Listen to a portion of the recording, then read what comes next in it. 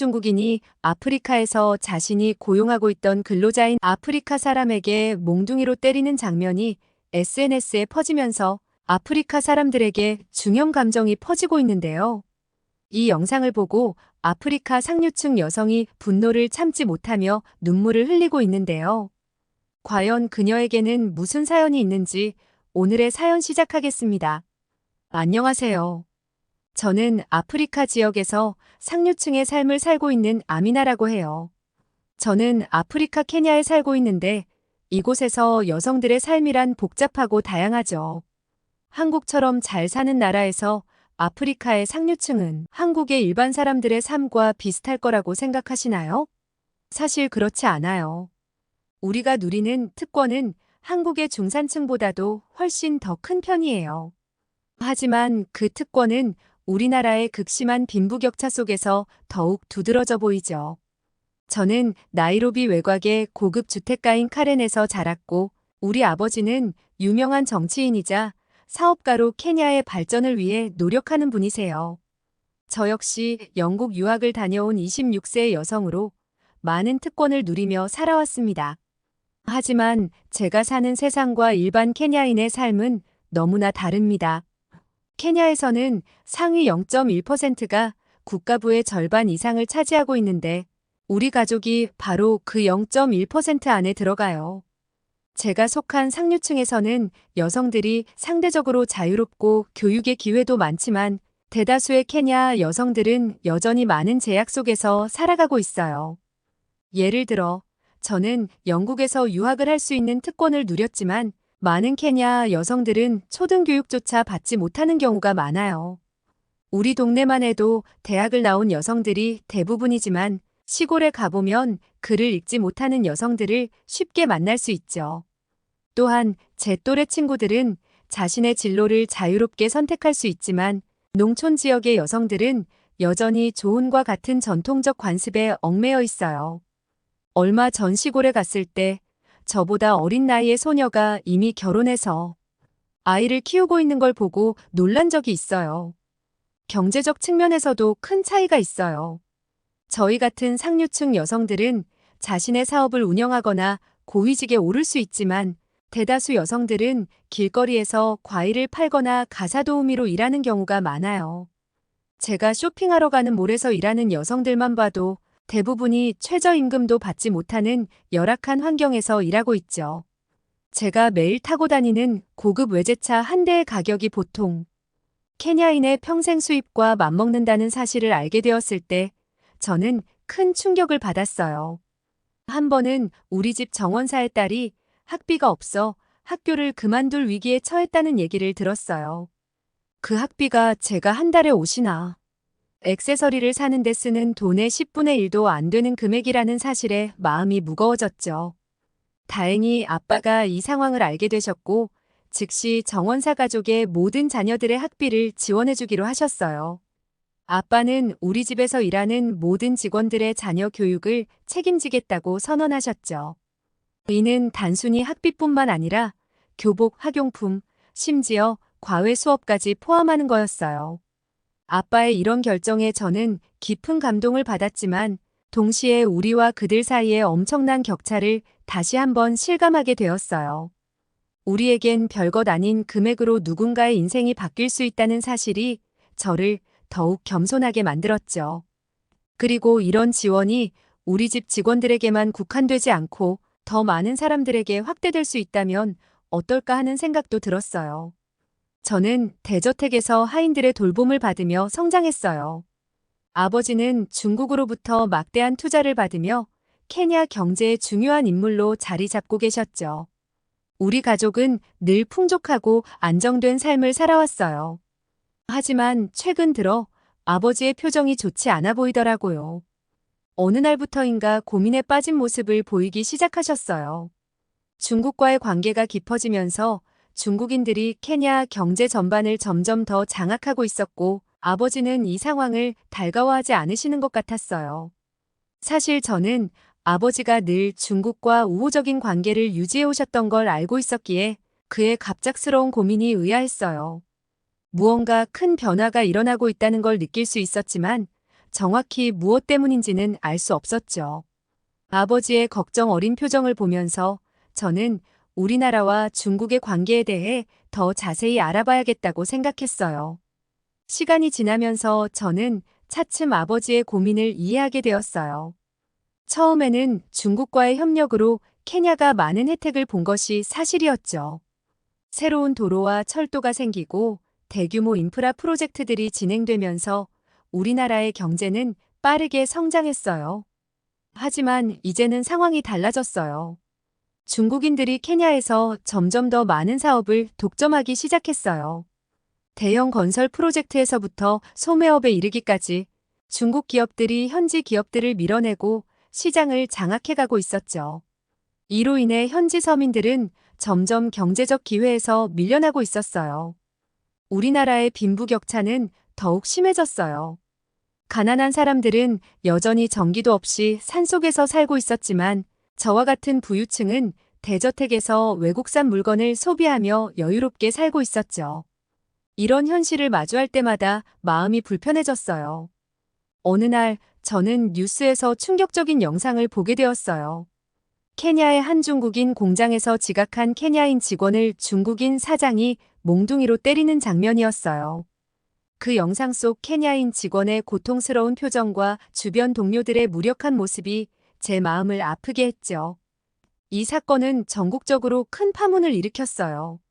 SNS에서는 영상이 빠르게 퍼져나갔고 거리에서는 분노한 시민들의 시위가 벌어졌죠. 뉴스에서는 연일 이 사건에 대한 보도가 이어졌고 정치인들은 강경한 대응을 약속했어요. 많은 케냐인들이 분노했죠. 이는 단순한 폭력 사건이 아니라 우리나라의 자존심이 무너지는 순간으로 여겨졌어요. 사람들은 우리가 언제부터 이렇게 무시당하게 되었나? 라며 한탄했죠. 저 역시 이 영상을 보고 말로 표현할 수 없는 분노와 수치심을 느꼈어요. 우리나라에서 그것도 우리 국민이 이런 대우를 받는다는 사실이 너무나 충격적이었죠. 동시에 이런 일이 일어나도록 방관한 우리 사회에 대한 부끄러움도 컸어요. 이 사건을 계기로 저는 중국에 대한 복잡한 감정을 느끼기 시작했어요.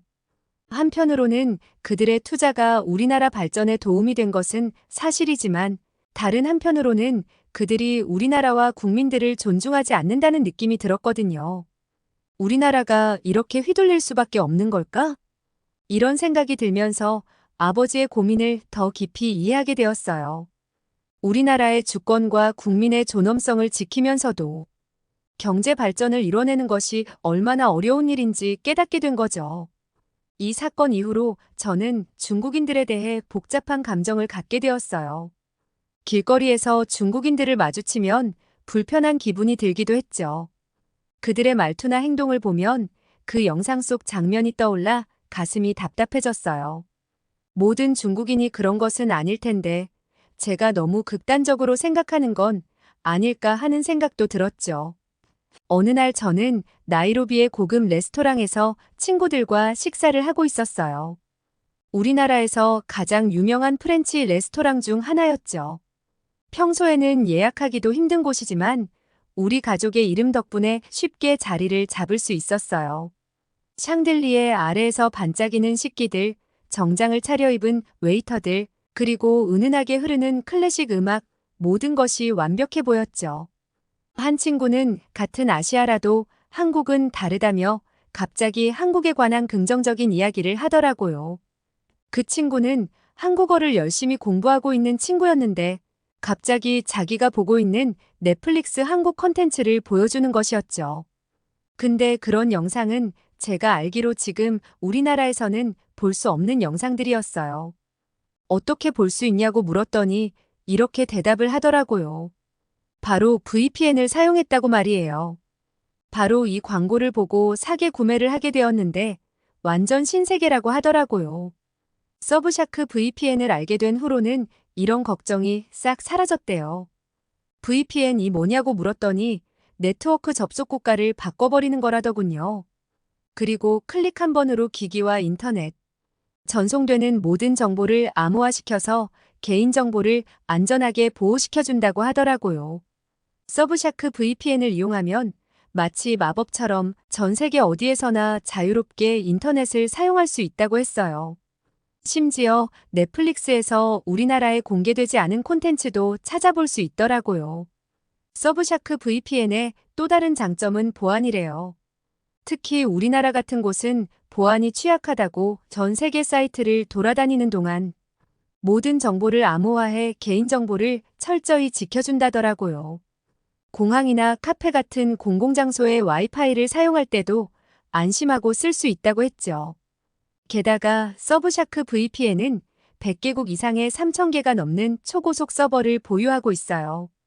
어디서 접속하든 빠른 속도를 자랑한다고 그렇게 칭찬을 하더라고요. 제가 사연을 보낸 채널 구독자분들은 서브샤크.com/터칭카페인을 통해 독점 할인과 4개월 추가 이용 혜택을 받아갈 수 있다고 하네요.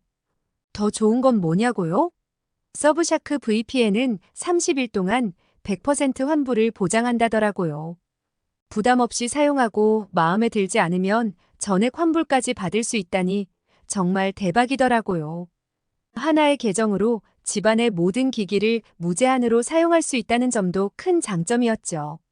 온 가족이 함께 안전하고 자유로운 인터넷을 즐길 수 있다니 정말 신세계였어요. 친구의 설명을 듣고 정말 놀라웠어요.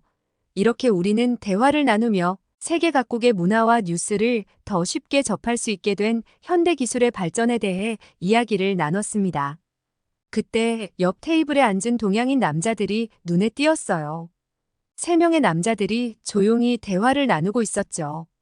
처음에는 그들이 중국인이라고 생각했고, 솔직히 말하면 피하고 싶은 마음이 들었어요. 제 마음 한구석에서는 그들도 우리 직원들을 그렇게 대할까? 라는 의심이 들었거든요. 하지만 동시에 저 자신이 부끄럽기도 했어요. 제가 이렇게 편견을 가지고 있다는 사실이 불편했죠. 그들은 그저 조용히 식사를 즐기고 있을 뿐인데 제가 이렇게 불편해하는 게 맞는 걸까요? 이런 생각들이 제 머릿속에서 맴돌았어요. 하지만 그들의 모습은 제가 알고 있던 중국인들과는 달랐어요. 그들은 조용히 대화를 나누며 예의 바르게 행동했고 주변 사람들을 배려하는 모습이 보였죠. 웨이터에게 정중하게 주문하는 모습, 테이블 매너, 심지어 와인을 고르는 안목까지 모든 것이 세련되어 보였어요. 갑자기 제가 음식을 먹다가 목에 무언가가 걸려 숨을 제대로 쉴 수 없는 상황이 발생했어요. 순간 너무 당황해서 어찌할 바를 몰랐죠. 친구들도 놀라서 어쩔 줄 몰라 했고 레스토랑 전체가 순식간에 소란스러워졌어요. 그때 그들 중 한 명이 재빨리 일어나 제게 다가왔어요.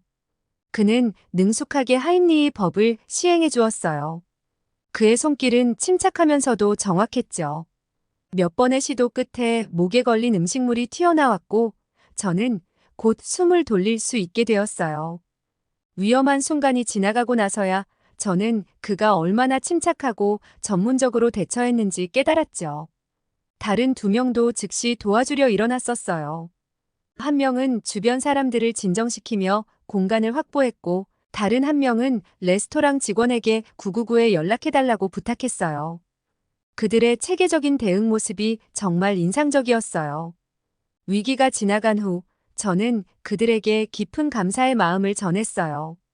그제서야 그들과 제대로 된 대화를 나눌 기회를 갖게 되었죠. 그때 알게 된 사실인데 그들은 다름 아닌 한국인이었어요. 제 생명의 은인이 된 그 남자분은 자신을 김재훈이라고 소개하였어요. 그는 한국의 유명한 의료기기 회사에서 케냐로 파견 나온 기업인이었고 다른 2분도 같은 회사 직원이었어요. 재훈 씨는 회사 일로 케냐에 왔지만 평소에도 응급처치에 관심이 많아 관련 자격증도 여러 개 갖고 있다고 했어요. 그들의 친절함과 전문성 그리고 위기 상황에서 보여준 침착함에 저는 깊은 인상을 받았어요. 이 경험을 통해 저는 사람을 겉모습이나 국적으로 판단해서는 안 된다는 것을 다시 한번 깨달았죠. 그리고 한국과 한국 사람들에 대해 더 알고 싶다는 호기심이 생겼답니다. 집으로 돌아왔을 때 저는 아버지가 서재에서 머리를 감싸쥐고 앉아 계신 모습을 보았어요. 평소 늘 자신감 넘치고 당당하셨던 아버지의 모습과는 너무나 달랐죠. 아버지의 어깨는 무거워 보였고 책상 위에는 평소와 달리 서류들이 어지럽게 널브러져 있었어요. 창밖으로 보이는 나이로비의 야경도 오늘따라 유난히 무거워 보였죠. 저는 조심스럽게 서재 문을 두드렸어요. 아버지는 고개를 들어 저를 보시더니 피곤한 미소를 지으셨어요. 아미나 왔구나. 아버지의 목소리에는 평소에 힘찬 기운이 없었어요. 저는 천천히 아버지 옆으로 다가가 무슨 일인지 여쭤보았어요. 아버지는 잠시 침묵하시더니 깊은 한숨을 내쉬며 말씀하셨어요. 중국이 우리에게 너무 무리한 요구를 하고 있어. 자본 지원을 끊겠다고 협박까지 하니 정말 골치 아프구나. 아버지의 목소리에서 피로와 고민이 묻어났어요. 그동안 아버지가 얼마나 큰 스트레스를 받고 계셨는지 그제서야 알 수 있었죠. 아버지는 계속해서 말씀하셨어요. 처음엔 중국의 투자가 우리 경제에 큰 도움이 될 거라고 생각했단다. 새로운 도로와 항구, 공장들, 모든 게 발전하는 것 같았지. 하지만 이제는 그들이 우리 정부의 결정까지 좌우하려고 해. 심지어 우리 자원에 대한 독점적 권리까지 요구하고 있어. 아버지의 말씀을 들으며 저는 우리나라가 처한 상황의 심각성을 실감했어요. 중국의 영향력이 이렇게까지 커져 있다는 사실이 놀랍고 두렵기도 했죠. 아버지는 책상 위에 서류 하나를 집어들며 말씀을 이어가셨어요. 이건 중국 측에서 보내온 새로운 계약서야. 이대로 서명하면 우리나라의 주요 항구 운영권을 99년 동안 그들에게 넘겨줘야 해. 하지만 거절하면 그동안의 모든 투자금을 즉시 상환하라고 하고 있어. 우리로서는 진퇴양난의 상황이지. 아버지의 목소리에서 절망감이 느껴졌어요. 평소 어떤 상황에서도 해결책을 찾으시던 아버지였는데 이번만큼은 정말 어려운 상황에 처한 것 같았어요. 저는 아버지의 손을 잡고 위로의 말을 건네고 싶었지만 무슨 말을 해야 할지 몰라 그저 아버지 곁에 조용히 앉아 있을 뿐이었어요.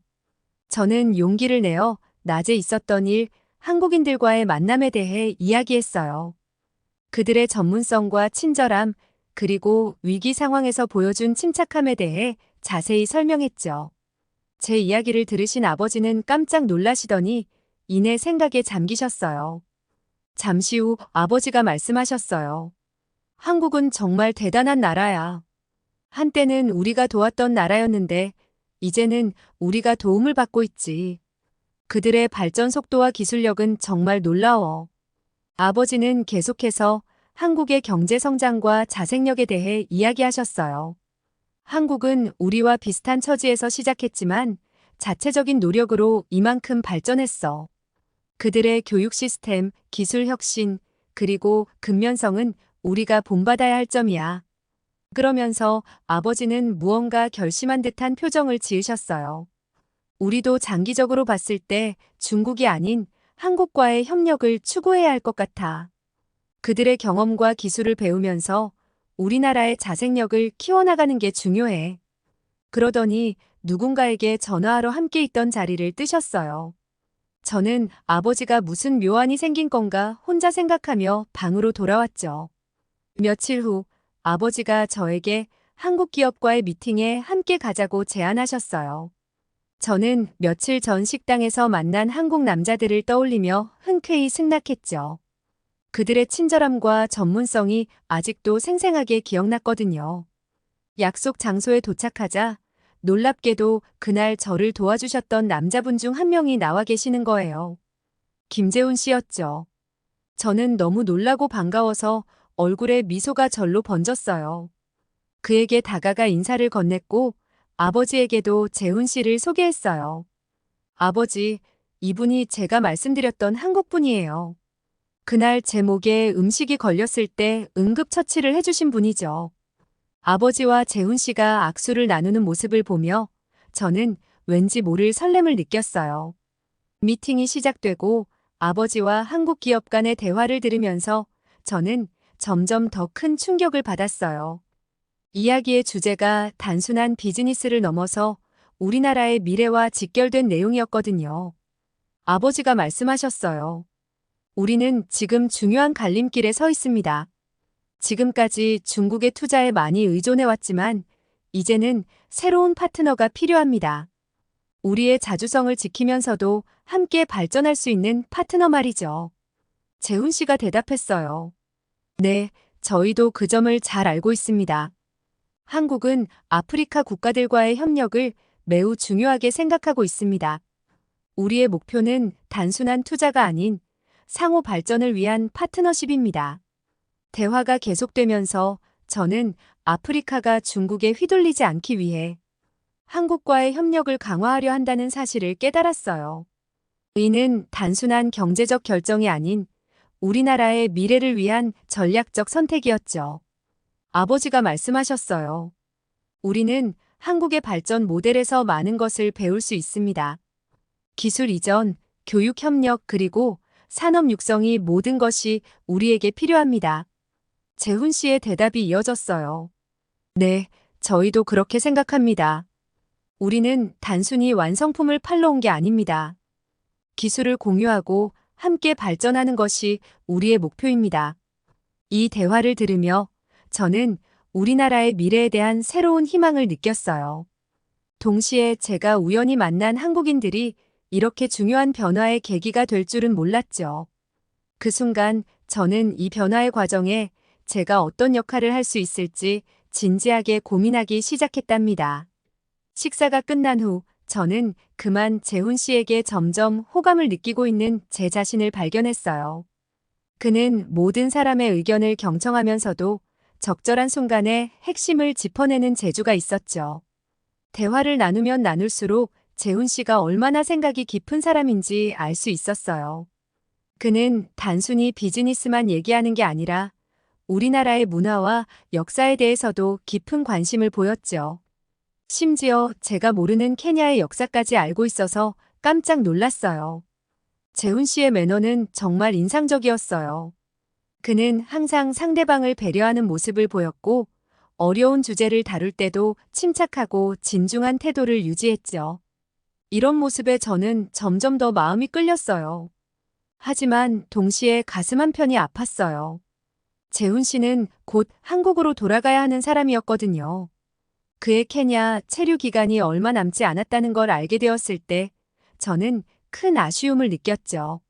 식사가 끝나고 집으로 돌아오는 길에 저는 재훈 씨와의 관계를 어떻게 해야 할지 고민에 빠졌어요. 그와 더 가까워지고 싶은 마음이 컸지만 곧 떠나야 할 사람과 관계를 맺는 것이 과연 현명한 선택일까 하는 의문이 들었죠. 게다가 우리는 너무나 다른 세계에 살고 있었어요. 저는 케냐의 특권층 출신이고 그는 한국에서 온 평범한 회사원이었죠. 우리의 문화적 배경도 살아온 환경도 너무 달랐어요. 집으로 돌아가는 길, 차 안은 묘한 긴장감으로 가득 찼어요. 아버지와 저는 한동안 침묵을 지키다가 아버지가 넌지시 물으셨죠. 저 한국 남자 어떠니? 재훈이라고 했나? 저는 순간 당황해서 손사래를 치며 대답했어요. 아, 그냥 그래요. 별로 관심 없어요. 하지만 제 마음속으로는 정반대의 감정이 굽이치고 있었죠. 재훈 씨의 미소, 그의 말투, 그리고 그의 진중한 태도가 계속 떠올랐거든요. 아버지는 제 속마음을 꿰뚫은 듯 미소를 지으셨어요. 그러더니 장난스럽게 말씀하셨죠. 그래? 그럼 내가 그 사람에게 다른 사람을 소개시켜 줄까? 우리 회사에 너랑 비슷한 나이의 직원이 있는데. 아버지. 저는 깜짝 놀라 소리쳤어요. 그러지 마세요. 그 사람 여자친구가 있는지 결혼은 안 했는지 모르잖아요. 아버지는 더 크게 웃으시며 말씀하셨어요. 아, 그래? 근데 난 아까 재훈 씨와 잠깐 얘기를 나눴는데 그 사람 아직 미혼이래. 여자친구도 없대. 저는 순간 가슴이 두근거렸지만 태연한 척 대답했어요. 아, 그래요? 아버지는 제 반응을 유심히 지켜보시더니 따뜻한 미소를 지으셨어요. 아미나, 내가 행복했으면 좋겠구나. 재훈 씨는 정말 괜찮은 사람 같아. 너희 둘이 더 알아가는 게 어떨까? 그 말씀에 저는 뭐라고 대답해야 할지 몰라 그저 창밖만 바라봤어요. 하지만 제 마음속에서는 작은 불꽃이 피어오르고 있었죠. 그날 이후로 아버지는 재훈 씨와 제가 다시 만날 수 있도록 여러 가지로 도와주셨어요. 회사 행사에 저를 초대하시거나 한국 기업과의 미팅에 동행하게 해주시기도 했죠. 덕분에 저는 재훈 씨와 더 자주 만날 수 있게 되었고 점점 더 가까워지게 되었어요. 우리는 함께 나이로비 국립공원을 산책하기도 하고 현지 시장을 구경하기도 했어요. 재훈 씨는 항상 케냐의 문화에 대해 진심 어린 관심을 보였고 저는 그에게 우리나라의 역사와 전통을 설명해 주는 것이 즐거웠죠. 하루는 재훈 씨가 저를 한국문화원으로 초대했어요. 그곳에서 우리는 한국 전통차를 마시며 이야기를 나눴죠. 재훈 씨는 한국의 역사와 문화에 대해 열정적으로 설명해 주었고, 저는 그의 이야기에 푹 빠져들었어요. 아미나 언젠가 한국에 와보는 건 어떨까요? 재훈 씨가 물었어요. 그 말에 저는 잠시 망설였어요. 한국은 제게 너무나 먼 나라였고, 전혀 다른 문화권이었거든요. 하지만 동시에 설렘도 느꼈죠. 좋아요. 언젠가 꼭 가보고 싶어요. 제가 대답하자 재훈 씨의 눈이 반짝였어요. 시간이 흐를수록 저는 재훈 씨에게 더욱 끌리게 되었어요. 그의 지식, 배려심, 그리고 따뜻한 마음에 제 마음도 점점 녹아내렸죠. 하지만 동시에 두려움도 커졌어요. 그가 한국으로 돌아가야 할 날이 점점 다가오고 있었거든요. 시간이 흐를수록 재훈 씨와 저의 관계는 점점 더 깊어졌어요. 우리는 거의 매일 만나 함께 시간을 보냈고 서로에 대해 더 많이 알아갔죠. 하지만 동시에 재훈 씨가 한국으로 돌아갈 날이 점점 다가오고 있었어요. 그 사실을 떠올릴 때마다 제 가슴은 무거워졌죠. 어느 날 저녁 우리는 나이로비의 전망대에서 도시의 불빛을 바라보며 이야기를 나눴어요. 재훈 씨가 조용히 말했어요. 아미나, 난 일주일 후면 한국으로 돌아가야 해.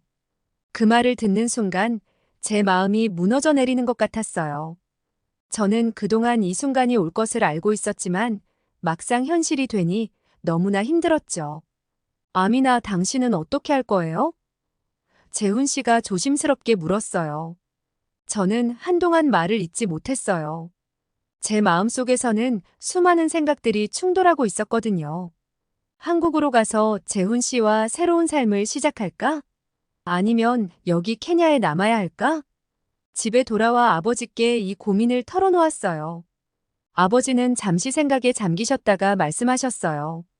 아미나, 내가 행복하다면 그게 가장 중요해. 한국에 가서 새로운 삶을 시작하는 것도 좋은 선택일 수 있어. 거기서 많은 것을 배우고 경험할 수 있을 거야. 아버지의 말씀에 저는 조금 놀랐어요. 아버지가 제가 떠나는 것을 허락하실 줄은 몰랐거든요. 하지만 여전히 결정을 내리기가 쉽지 않았어요. 한편으로는 재훈 씨가 너무 좋아서 한국으로 쫓아가고 싶었어요. 그와 함께라면 어떤 어려움도 극복할 수 있을 것 같았죠. 하지만 다른 한편으로는 아프리카에서의 삶을 포기하는 게 두려웠어요. 여기는 제가 태어나고 자란 곳이고 제 가족과 친구들이 있는 곳이에요. 게다가 우리나라의 발전을 위해 제가 할 수 있는 역할도 있을 거라고 생각했죠. 밤새 고민하며 뒤척였어요. 결국 저는 아직 확실한 결정을 내리지 못했어요. 하지만 제 마음 깊은 곳에서는 한국으로 갈지도 모른다는 불안하면서도 설레는 감정이 자리 잡고 있었죠. 재훈 씨와 함께 새로운 삶을 시작한다는 것, 그것은 두렵지만 동시에 흥미진진한 모험이 될 것 같아요. 한국의 문화를 직접 경험하고 그곳에서 새로운 것들을 배우며 언젠가는 그 경험을 바탕으로 다시 케냐로 돌아와 우리나라 발전에 기여할 수 있지 않을까요? 이 모든 생각들이 제 머릿속을 맴돌며 저는 앞으로의 삶에 대한 불안과 기대를 동시에 느끼고 있어요. 제가 어떤 선택을 하게 될지, 그리고 그 선택이 제 인생을 어떻게 바꿔놓을지 아직은 모르겠어요. 저는 어떻게 해야 할까요? 여러분들이 댓글로 조언을 해주시면 큰 도움이 될 것 같습니다. 다음 사연 시작하겠습니다. 여러분은 해외 입국 시 어려움을 겪은 적이 있으신가요? 아마 한국 분들 중에는 여권 때문에 곤란한 적은 없었을 거라 생각됩니다. 한국의 여권 파워는 전 세계 2위로 프리패스급의 위력을 지닌 건 알고 계실 겁니다. 여권 파워는 한국가의 여권 소지자가 무비자로 방문할 수 있는 국가가 얼마나 되는지를 합산해 이를 순위로 매긴 결과입니다.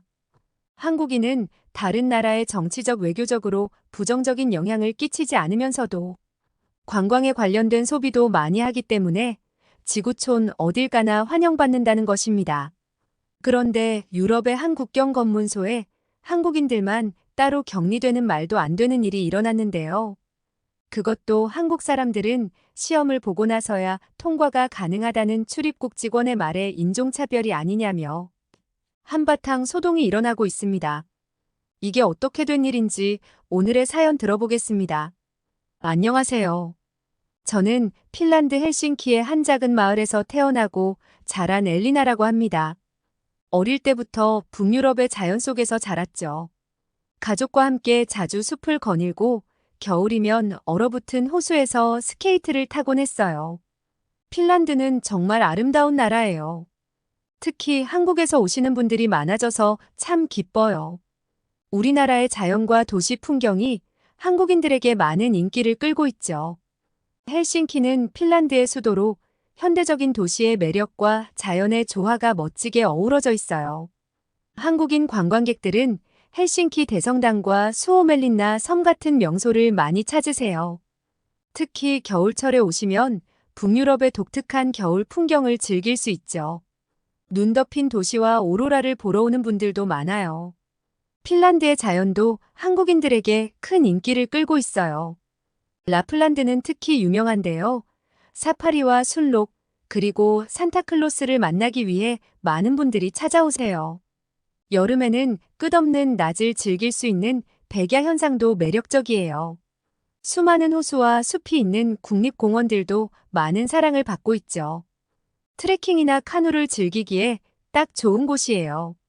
요즘에는 한국 드라마와 예능 프로그램에서도 핀란드를 배경으로 촬영하는 경우가 많아서 그 영향을 받아 방문하는 한국인 관광객들도 많이 늘었어요.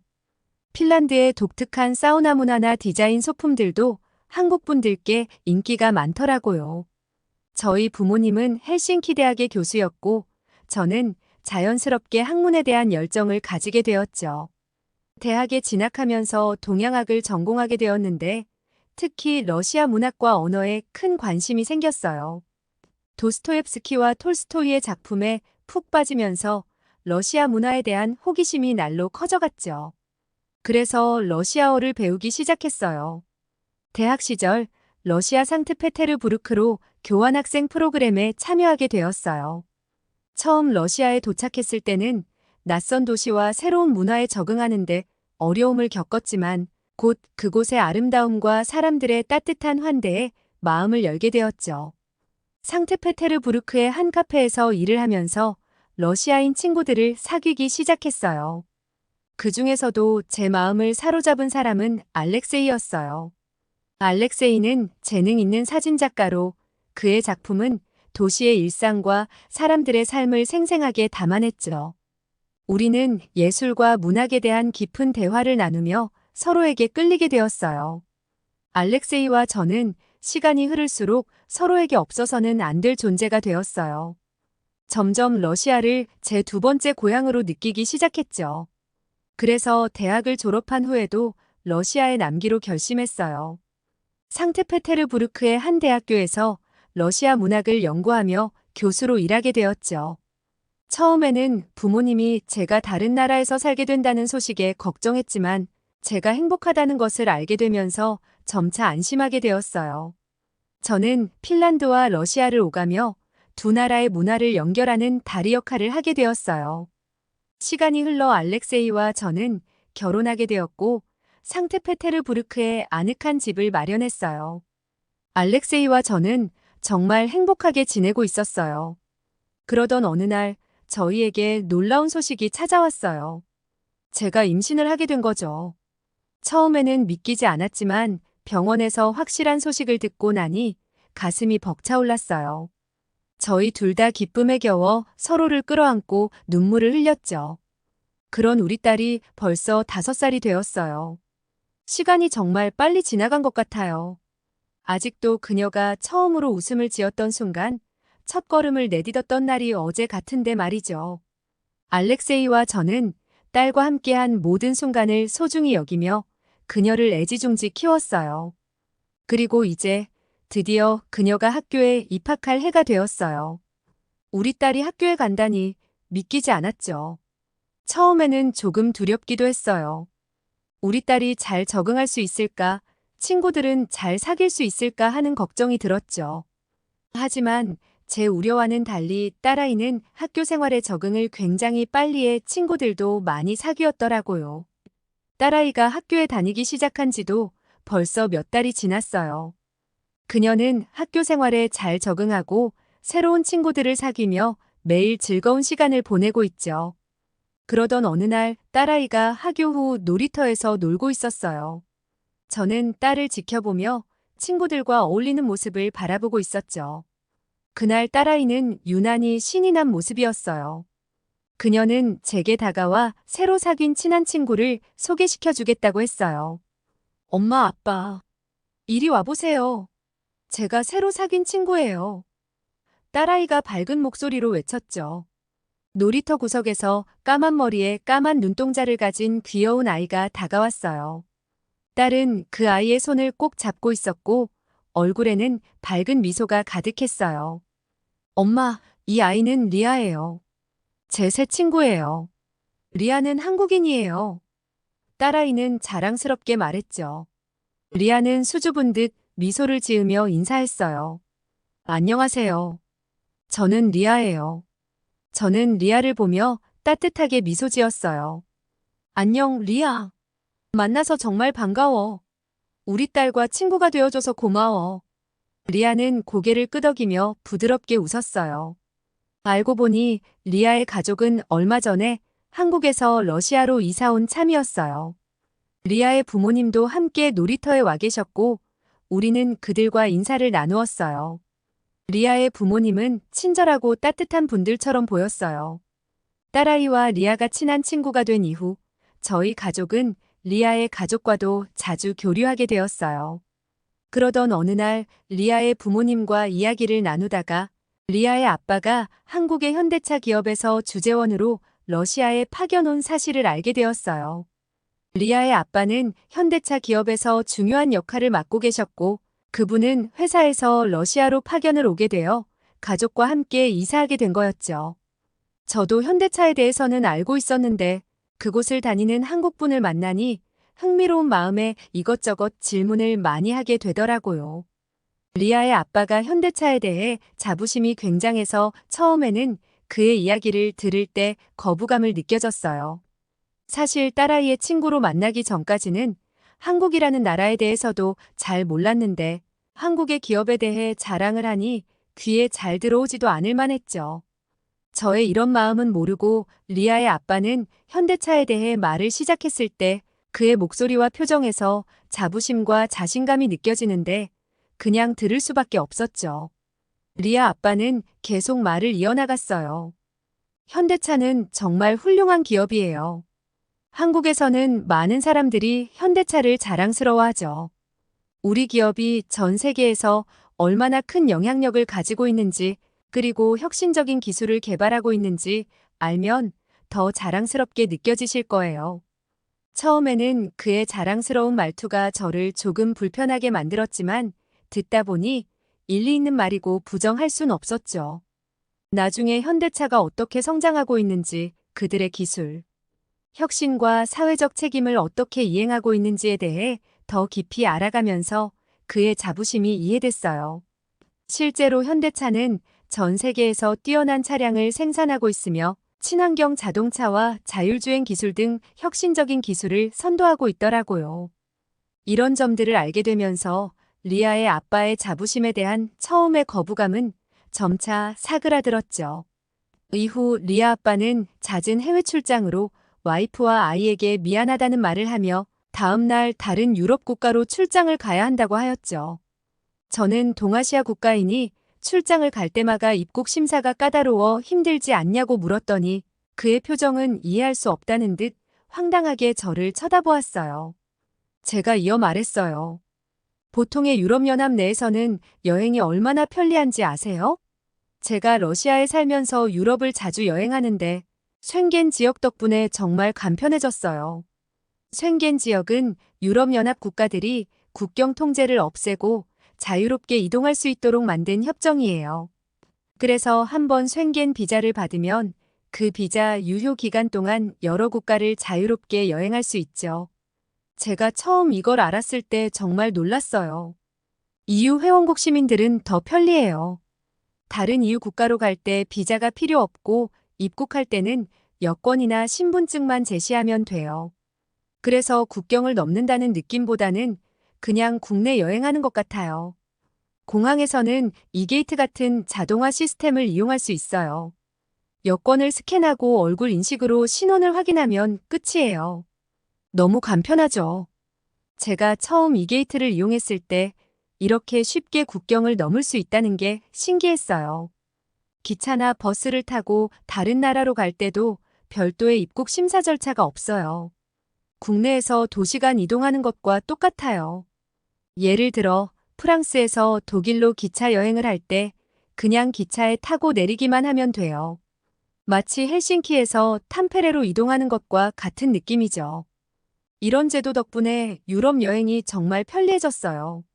쉥겐 지역 외의 국가로 갈 때는 입국 심사를 받아야 하지만 그건 어쩔 수 없죠.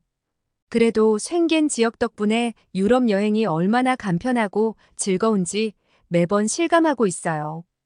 그런데 리안의 가족들은 유럽 사람이 아니니 다른 유럽 국가 입국 시 분명 애로사항이 있을 거라는 생각이 들었거든요. 그런데 리아 아빠는 제가 왜 그런 걸 걱정하냐는 듯 아무 문제 없다고 하는 것이었죠. 그래서 저는 리아 가족들이 괜한 자존심에 저런 반응을 보이나 싶었어요. 그러던 어느 날 저 없이 딸아이가 리안의 집에 놀러 간 적이 있었어요. 그런데 아이가 그곳에서 어떤 음식을 먹고 그날부터 계속 그 음식을 해달라고 말하는 것이었죠. 저는 도무지 그 음식이 무엇인지 들은 적도 없고 형태도 이해할 수 없어 결국 리아 엄마에게 물어보았어요. 아이가 검정색의 페이퍼에 쌓인 라이스를 먹었다고 하는데 그게 도대체 뭐냐고. 그건 그냥 스낵처럼 먹을 수도 있고 식사로도 해결할 수 있는 것이라고 하였죠. 저는 아이의 말을 듣고 수수께끼를 듣는 것 같은 기분이었다고 리아 엄마에게 물어보았죠. 그녀는 웃으며 그건 김이라는 건데 한국 아이들은 아주 어릴 때부터 이 음식만 있으면 입맛이 까다로운 아이도 끼니를 해결하는데 상당한 도움이 된다고 하였죠. 저는 그 음식이 너무 궁금해 맛볼 수 있냐고 물었더니 바다에서 나는 해조류를 말려 약간의 소금을 뿌려 만든 음식이라 너무 흔해 소개하기도 민망하다고 하였어요. 하도 딸 아이가 그것만 찾길래 제가 맛볼 수 있냐고 물었고 그녀는 한국에서 많이 사왔다고 김을 저에게 주겠다고 하였죠. 친절하고 따뜻한 리아 엄마의 호의에 너무 고마웠어요. 그리고 그녀는 한국에서 가져온 밥도 몇 개 나눠주었고 이 밥에 싸주니 정말 잘 먹었다고 많은 물건들을 주는 게 아니겠어요? 친절하고 호의를 베푸는 리아 엄마에게 너무 감동을 받았어요. 저는 그녀가 준 밥과 김을 갖고 집에 왔고 제 딸아이는 그 음식들을 보자마자 우리도 앞으로 이 음식 집에서 먹을 수 있는 거냐고 너무 기뻐했죠. 행복해하는 딸아이를 보니 받아오길 잘했다는 생각이 들었어요. 그러던 어느 날 딸아이가 학교 끝나고 집에 왔는데 표정을 보니 너무 울상이더라고요. 그래서 제가 무슨 일이냐고 자초지종을 물었더니 친한 친구 한국인 리아가 이제 러시아를 떠난가는 이야기를 하는 것이었죠. 저는 딸아이가 리아와 너무 잘 지내기도 하고 리아 엄마나 저나 다른 나라에서 태어나 러시아의 터를 잡고 있는 사람들이라 굉장히 잘 통하고 동질감이 생겼거든요. 저는 아쉬운 마음에 그녀에게 전화를 걸어 물어보았더니 아주 놀라운 말을 하더라고요. 이제 현대차는 러시아에서 철수하기로 했답니다. 저는 너무 놀라 어떻게 된 거냐고 물었고 그녀는 정치, 외교, 경제적으로 어떤 상황인지 설명해 주었죠. 러시아와 우크라이나 사이의 전쟁이 발발하면서 국제사회는 큰 충격에 빠졌어요. 이로 인해 많은 기업들이 러시아에서의 사업을 재고하게 되었고, 그중 하나가 현대차였어요. 전쟁이 시작되자 전 세계는 러시아에 대한 강력한 경제 제재를 가하기 시작했어요. 많은 나라들이 러시아와의 무역을 중단했고, 러시아에 대한 금융 제재도 강화되었어요. 이러한 제재는 러시아 내에서 사업을 운영하는 기업들에게도 큰 영향을 미쳤죠. 현대차도 예외는 아니었어요. 전쟁과 제재로 인해 부품 공급망이 차질을 빚었고, 러시아 내 경제 상황이 악화되면서 소비자들의 구매력도 급격히 떨어졌어요. 이로 인해 현대차는 러시아 내 공장 운영을 지속하기 어렵게 되었어요. 결국 현대차는 러시아에서의 생산을 중단하고 철수를 결정하게 되었다고 했죠. 이는 단순히 경제적인 이유뿐만 아니라 전쟁에 대한 국제사회의 반응과 도덕적 책임도 고려한 결정이었어요. 현대차는 전쟁으로 인한 피해와 인권 침해에 반대하는 입장을 분명히 하고 러시아에서의 사업을 중단함으로써 이러한 입장을 실천에 옮긴 것이었죠. 이 철수 결정은 많은 사람들에게 충격을 주었지만 동시에 현대차의 책임 있는 기업 행보로도 평가받았어요. 현대차는 철수 과정에서 현지 직원들에 대한 지원도 아끼지 않았어요. 전쟁이라는 비극 속에서 기업으로서의 책임을 다하려는 노력이었죠. 이렇게 현대차는 러시아에서 철수하게 되었고, 이는 전쟁이 국제 비즈니스에 미치는 영향을 보여주는 사례가 되었어요. 전쟁은 단순히 국가 간의 충돌이 아니라 세계 경제와 글로벌 기업들에게도 큰 영향을 미친다는 것을 다시 한번 깨닫게 해준 사건이었어요. 저는 아쉬운 마음에 완전히 철수하기 전에 아이들끼리 좋은 추억도 쌓게 해줄 겸 제 모국인 핀란드로 함께 여행을 가보는 게 어떻겠냐고 제안하였어요. 그러자 리안의 가족은 너무 반가워하며 흔쾌히 허락하였고, 우리는 그렇게 여행 계획을 짜기 시작했죠. 핀란드는 제가 태어나고 자랐던 곳이라 외국인들이 많이 가는 곳들은 관광 코스로 다 짜두었지만 저의 걱정은 그게 아니었죠. 아시아 국가이고 지금 러시아와 우크라이나 전쟁 중이라 난민 문제로 혹시라도 불법 체류 문제 때문에 역에서 제지를 당할지 걱정되었던 것 같아요. 러시아에서 핀란드로 이동하는 과정에서의 비자 문제나 국경 통과 시 예상치 못한 문제가 생길 수도 있기 때문이었어요.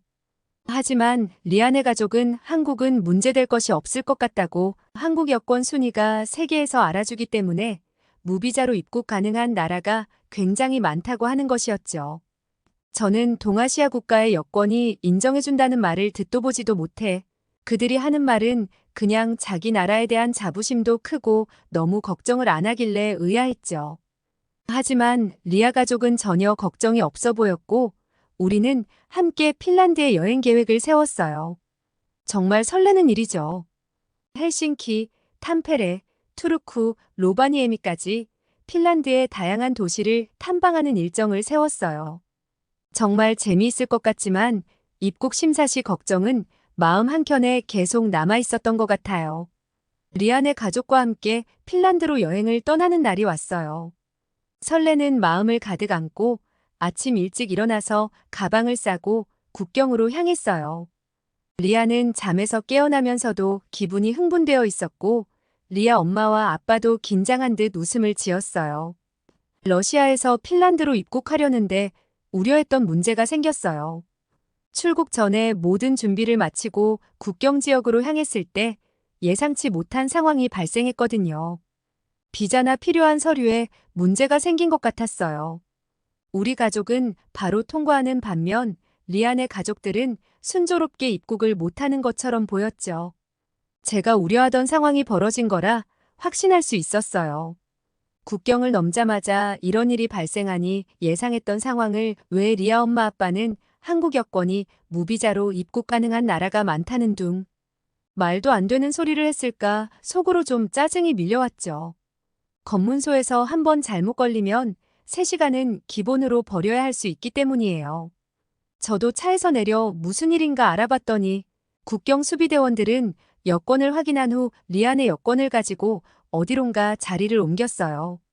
한 30분쯤 흘렀을까요? 한국어 시험을 봐야 한다는 국경수비대원의 말에 리아의 엄마 아빠는 당황한 기색이 역력했죠.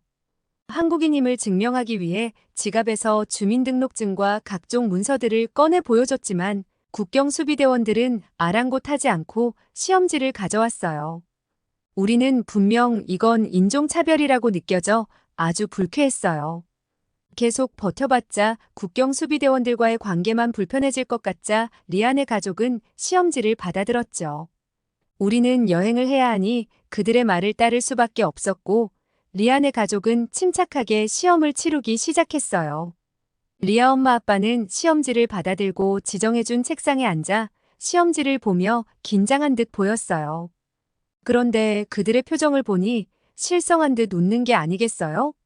막상 한국어 시험의 문제 수준은 한국 사람들이라면 아는 상식의 문제였고 부부는 이런 문제를 그것도 다른 나라의 국경수비대 앞에서 문제를 풀고 있는 자신들의 모습과 상황이 너무 웃겨 실소가 나왔다고 하더라고요. 한편으로 재밌기도 했지만 긴장감이 없었다면 거짓말이었다고 하였죠. 저는 이런 상황을 처음 봐서 도대체 무슨 문제가 나왔냐고 물으니 역대 대통령들의 이름을 나열하시오. 경부선 구간은? 긴급사고시 거는 전화번호는? 한국의 제2도시는? 미국 메이저리그에서 활동하는 한국 야구 선수는? 라는 문제였다더라고요. 국경수비대원은 즉석에서 답을 확인하였고 주관식은 그림을 대조하듯 답안지와 시험지를 아주 오랫동안 쳐다보았죠. 결국 리안의 가족은 통과를 할 수 있었고 우리는 1시간이면 국경을 넘고도 남을 시간을 2시간은 넘게 지체했던 것 같아요. 우리가 그들에게 항의를 하자 국경수비대원들은 뜻밖의 말을 하더라고요. 핀란드가 국경 검문소에서 실시하는 한국인 확인 시험은 위조 여권 소지자, 색출을 위해서라는 설명이었어요. 중국인을 포함한 동양인들이 한국 위조 여권을 사용해 입국하는 경우가 늘고 이들의 불법 체류가 유럽연합으로 확대되면서 본격적으로 도입된 것입니다. 중국인 등이 한국 위조 여권을 선호하는 이유는 한국인의 경우 유럽연합 출입국 절차도 간소하고 유럽 전역을 자유롭게 이동할 수 있기 때문에 이렇게 위조 사례가 증가할수록 오히려 피해를 입게 되는 건 한국인 여행객들이기 때문이죠. 사실 한국인 여행객들은 대부분의 유럽 국가의 무비자 협정국이라서 여권만 제시하면 입국이 가능하여 비교적 편리하게 여행을 하고 있는 걸로 아는데 우리 국경에서 검사를 할 때마다 한국인 여행객들이 갑작스레 추가된 절차에 당황하는 모습을 보이죠. 인종차별을 당하는 거라고 오해를 하기도 하지만 이 검사를 통해서 한글을 쓰지 못하거나 한 문제도 못 맞힐 경우 현장에서 신분 조회를 하게 되고 이렇게 해서 적발되는 한국 위조 여권 소지자가 상당수 존재하기 때문에 한국인 여행객의 불편을 감수해서라도 현장에서는 계속해서 사용할 수밖에 없는 상황이라고 설명을 해주었죠. 저는 그 이야기를 듣고 한국 여권의 위상이 어느 정도길래 한국 여권을 위조하는 중국인이 많은 건가 궁금함이 밀려왔어요.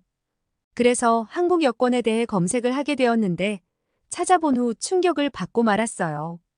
여권 검사를 통해 한국인이 맞다는 것을 증명하는 과정에서 한국 여권이 얼마나 강력한지 새삼 깨닫게 되었죠.